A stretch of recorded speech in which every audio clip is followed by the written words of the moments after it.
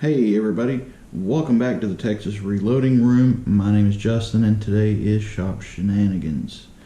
A little bit different today. I was planning on showing you guys some mill work that I'm doing, but it's taking a little bit longer than normal, and I don't want to bore you with a whole bunch of me squaring up a block and, you know, making sure that my raw stock is down to size. So maybe I'll come back to that another day. Right now I'm just trying to focus on getting the size of the raw stock that I need. It'd be so much easier with CNC, but I don't have that yet. It's coming soon. As you may or may not notice behind me, I've rearranged the shop a little bit. I spent the last week cleaning up. Figured you guys had seen enough of that. Didn't bring you along. My toolbox is now moved over here to the other side of the lathe, so it's very convenient for me to, you know, grab tools for the lathe or grab tools for the mill, which is right here. My workbench is right here, so everything is a lot closer together. I've also freed up some space in that corner back there for drill press, my grinder, and my welder. And I think I even drug out my my surface plates and kind of put them there. I don't know if I'm going to keep those there yet or not, but that's just kind of, it's been a really busy week, you know. I came in, I think Monday or Tuesday, and was doing all the cleaning and rearranging. Thursday I opened for business, and I think I had 5 guns come in on Thursday, had a couple guns come in Friday, had some guns come in on Saturday. I think I took 9 or 10 guns in this week. Like I said, it's been a very busy week, which is good, but I don't get to pour time into making content for YouTube, which, you know, some people might ask, why do you do it at all? A lot of people are under the impression that pretty much anybody who makes videos on YouTube gets paid for it, and no, they don't. I don't get any advertiser money. If you see ads on my feed, on my videos, that money's all going to YouTube. It's not coming to me, not a penny of it. I literally just make videos because I enjoy it. And it frustrates me sometimes when I don't have the opportunity to come in and sit down and actually make some videos for you. But I'm trying to get into the habit of doing a video every week, no matter how small or minuscule the details are. Maybe I'll take this opportunity to talk to you guys a little bit about what I did do this week. Here's a piece of wood that I say refinishing. This was raw stock when I got it. I ordered a stock blank, essentially. Not like a blank that you have to like do a whole bunch of work to. It's what they call like a 95%. So I still had to do some inletting up here where the action goes into the stock. I had to contour some things down to size a little bit. I had to fit the butt plate because it was fat and ugly and not at all streamlined like the old one was. This is a very slim shotgun. But yeah, it was a piece of raw wood when I got it. I put 2 coats of red oak on here, Minwax red oak, and then I have put several layers, I want to say like 6 or 7 coats of tung oil mixed 50-50 with mineral spirits, and then before I left on Saturday I put 2 coats of 100% tung oil on here, and that's really what's giving it this nice thick shine. Now before I leave today, I'm going to sand this down, smooth it out. I'm going to put another coat of tung oil on it. Then I'm going to come back tomorrow and do it again. And when I finally get that glossy, smooth sheen that I'm looking for, then I can put it back on the shotgun. So one of these days I'll make a video dedicated just to woodwork. It really deserves its own video, maybe multiple videos, but that's kind of what that is. I really enjoy doing stuff like this. I love watching to see how it turns out. It can be a little bit frustrating sometimes, but you know, if you're doing this for a living, don't short yourself. This is a $400 job. Not just because I'm staining the wood and putting the oil on, but because I had to source the stock. It's not a very common shotgun. This is an old Lefevre Nitro Special from, it's late 1800s or early 1900s, back before Ithaca and Lefevre merged together as a company. And then those shotguns came out under the Ithaca Gun Company brand name. This is a Lefebvre, so before all that happened. So it was hard to find the raw stock, but once I did, you know, I had to make sure that everything fit here. I had to contour all this so that it was smooth with the action. So here's the action of this shotgun.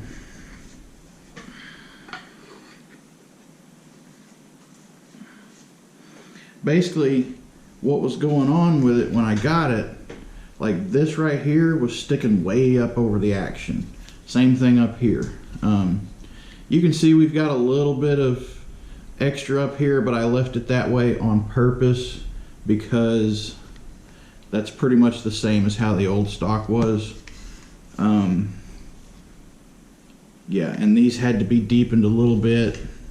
Material had to be taken off of here to make sure that it fit into those grooves correctly.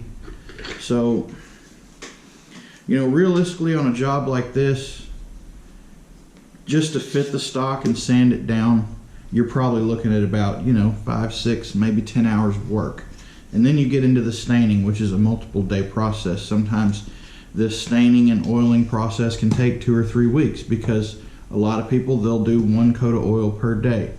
What I was doing with my 50-50 mix was I would put a coat on and I would wait until it got a little bit tacky, and then I would put another coat on. And the reason for that 50-50 mix is I just wanted something that would soak into the wood beyond the surface layer.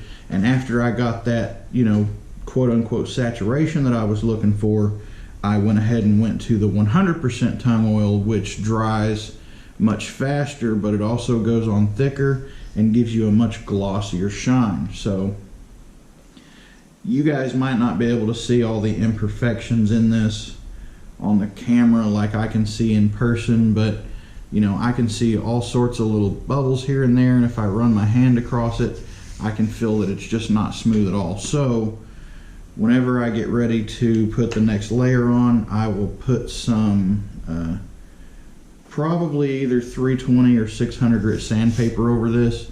Not enough to take off the shine, but enough to level it out. So just a little bit about stock refinishing. That's kind of what's occupied my time mostly this week. One of the things that I left off with yesterday that I didn't get a chance to finish was this right here, which is a Sheridan Products, I think they call it Blue Streak. Yeah, Blue Streak. It's a 5mm pellet rifle, air powered pump.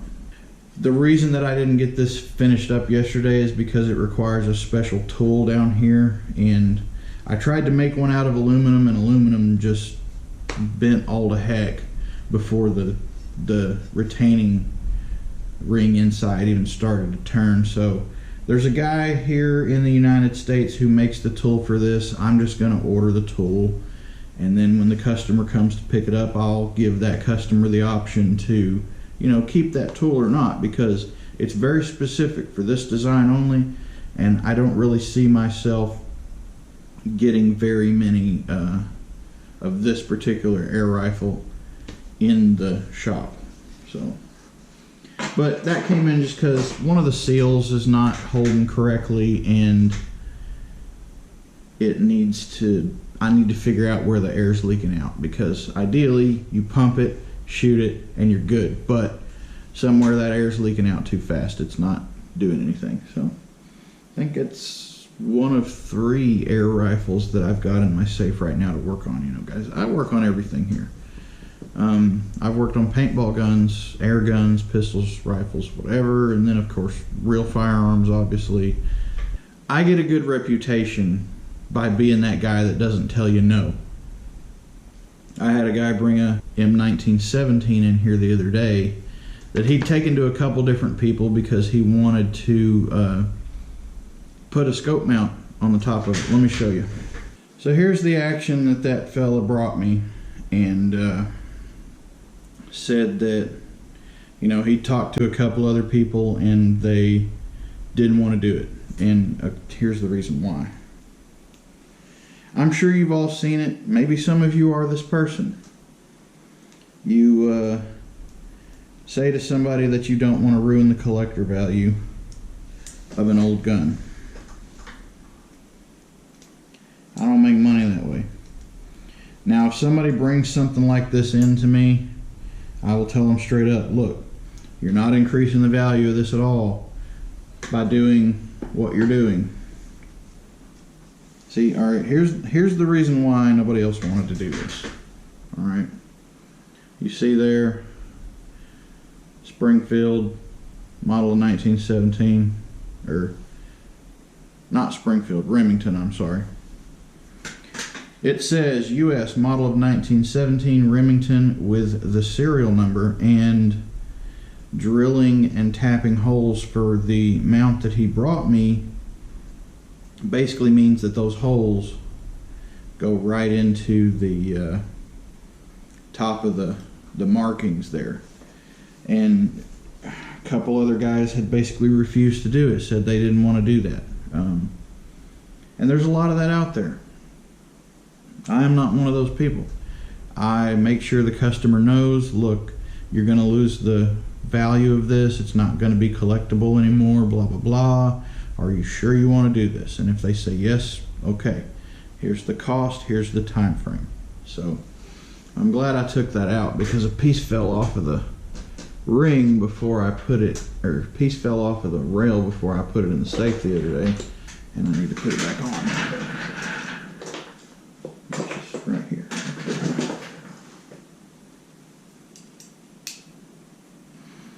So basically on this type of reel, you screw your scope rings in here, and you can use these to tighten them down. That way, you know, you've got a little bit of a slim line here, and you don't have to worry too much about removing the whole thing to take off your scope rings. Okay. But